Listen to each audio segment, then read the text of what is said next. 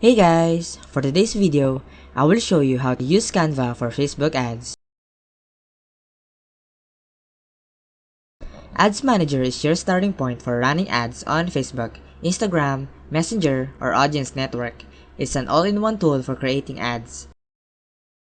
So creating an engaging video or photo will literally help you to gain more sales. So let's get started on it. Canva is a popular graphic design tool that allows you to create stunning visuals for your marketing campaigns.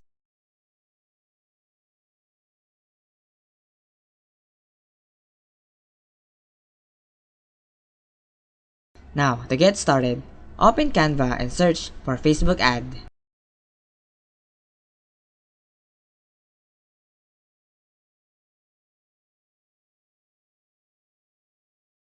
Now, once here, you will see a lot of templates from the available options.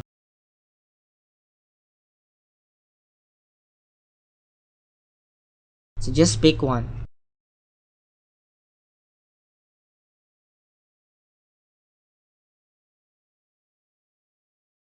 Now, you can start editing the template to fit your needs. You can change the text, add images, and adjust the design elements to create a unique and eye-catching ad.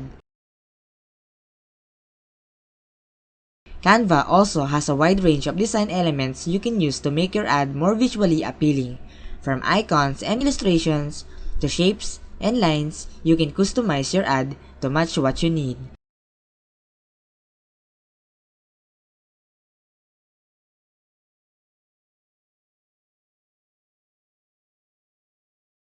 Now, once you're satisfied with your design, you can download it in the appropriate format and upload it to your Facebook Ads Manager account.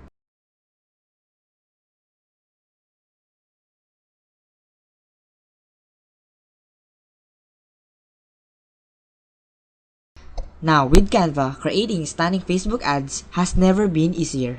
So there you have it. Thank you for watching and please don't forget to subscribe.